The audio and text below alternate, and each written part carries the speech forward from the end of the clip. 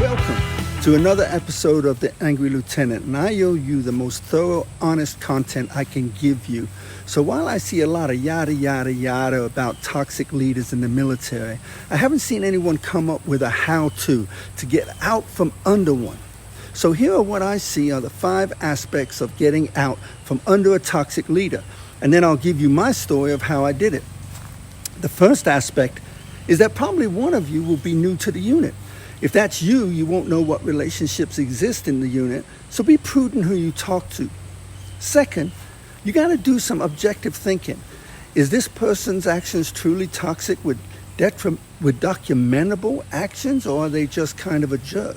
3, have you gone back to your default, which is to attempt to remedy the situation through communication with your boss?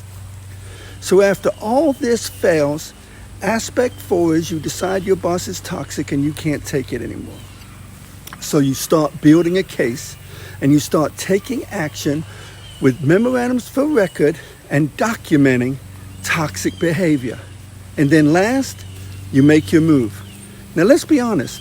The reason I took action against this supervisor is because he bothered me. No one ever started a toxic leader complaint about a supervisor that wasn't in their unit because it was good for the Army. So I get to my unit, which was a 2-star command, and when I got there, there were plenty of soldiers who decided to just take the beatings from this dude until they somehow got out of there. But that goes against my vibe of trying to be the best version of myself. I wasn't there just to get paid. I went there to contribute. So I'm at the unit, I'm told I'm working in the G3 shop instead of support ops, as my paragraph and line number said I was supposed to. But that's not unusual.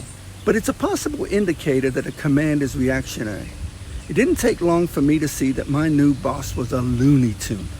But the G3 loved him, and this guy was the assistant G3. Could it be because he had a special forces tab? Probably. So he was a major and I was a senior captain. And after about 60 days of trying to work with him, I was sure this was going to go south. So then I started to go to work on MFRs. And over about a 4-month period, I had collected 23 memorandums of record documenting his actions. I mean, I had memorandums of record for him falsifying travel vouchers, TDY travel vouchers. I had documentation of him not taking a PT test for 2 years, but not having a profile at the battalion headquarters. I had a memorandum for record for him smoking in the building, too lazy to go outside. Now, while that sounds kind of petty, hey, when you go to documentation, you want to document everything, and you want to show a pattern that this dude only or girl only does what's convenient for them. They're capricious in their planning, and they're incremental in how they dole out guidance to their subordinates. By the way, I also did a memorandum for record that this guy never gave me any sort of a initial counseling. So for 4 to 6 months, I was basically just out there just flapping, technically, but I'm a grown man. I knew what I needed to do. And then furthermore, I documented every time he gave me something to do that really had something to do with support ops rather than the G3, to prove that where my worth really lied was in the support ops section. So about 4 or 5 months have passed. Now, if you'll notice, building a case against a toxic leader, it doesn't come quick.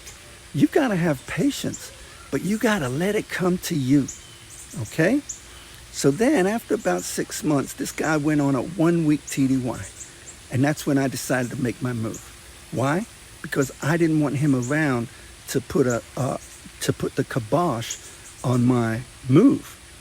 So the first thing I did is I went to the G3, and I said to the G3, I said, hey, sir, how you doing? I really don't think that it's a good fit me working for this guy. I don't belong in the G3 by paragraph and line number. I belong in support ops, yada, yada, yada.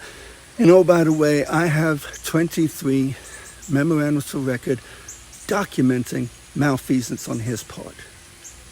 And the G3 looked at me and said, you're gonna work in the G3. So I said, okay then, sir, well, with all due respect, I want to use the commander's open door policy. All right. So I get an appointment with the chief of staff. Chief of staff had already been briefed what I was going to do. You know that's what's going to happen. So I go in there and I say to the chief of staff, sir, with all due respect, I got 23 records of memorandum. I just don't want to work with this guy. I'm not trying to upset your apple cart, but I just want to go work for a boss that I think is a good fit for me. I feel I still have plenty to contribute. He looked at me and he goes, you're staying in the G3. So with that, I said, okay, sir, well, then I'd like to use the commander's policy, open door policy, and I'd like to go see the next chain of command. So they make an appointment with me to go see the DCG. Before I have the appointment, they have their little meeting inside his office. They all get thrown out. The G3, the chief of staff, they all go, I go back in. So now the deputy commanding general's already been briefed on what I'm going to talk to him about. So by this time, I am literally hoarse. My throat is hoarse from trying to tell these people that this is some crazy shit going on here, and I just want to go where I can be productive. So I go in his office. He says, he's laying back in his chair. He's like, Damon, what are you doing in here now for? And I said, sir, I got 23 memorandums for record. He said, stop. Don't you tell me. Don't you come in here telling me. Go get him. Now, here's what's great about that, General. By the time I had got to my 4th level of command, someone finally asked me, well, what do you got? So I go in, I make copies of what I got. I give it to him. He said, I'll see you in the morning. Next morning, the G3 sees me from down the hall, and his big ass comes running up to me, and I thought he was literally going to bowl me over. I thought he was going to tackle me, and he stops just short. He says, you're in support ops. I go, who? That's all I ever wanted. Not trying to upset your apple cart. So I got my stuff. The G3 still had to give me an OER. But what the G3 did do was, after I was in support ops, he gave me a change of radar OER, and he gave me a center mass OER. Didn't hurt me a bit. It was very bland. But you know what? I stayed in that unit for another 4 years, and I was very happy in that unit being in support ops. Now, here's some things that you may want to take in mind. Nowhere here did I say I went to the IG. You know why? Because the IG is bought and paid for by the commander. The IG ain't your friend. The IG is the commander's friend. So whenever possible, you want to deal with this shit without the IG. Now, if it still hadn't worked, I would have went to an IG. I wouldn't have went to our IG. That's the first thing. The second thing is when I got all those memorandums for record, I laid them all out on a table in front of me, and I matched them up against regulations, unit policies, and anecdotal ways that we did business, along with training schedules. Because here's the thing. When you lay out your memorandums for record, there are so many people out there that go to the IG because someone's a toxic leader, and they'll say, well, what? And they don't have shit. They have no documentation. So when this general saw my documentation, he knew I had a case. But they didn't do shit to that dude. They didn't do shit to my supervisor. You know what they did? They moved me. And within a year, that supervisor self-imploded, ended up getting fired, and he was out of the Army without a retirement. Now, what about the other people in my section that decided to turtle up? And I can't worry about them. You know what? I wasn't looking for consensus that this dude was toxic.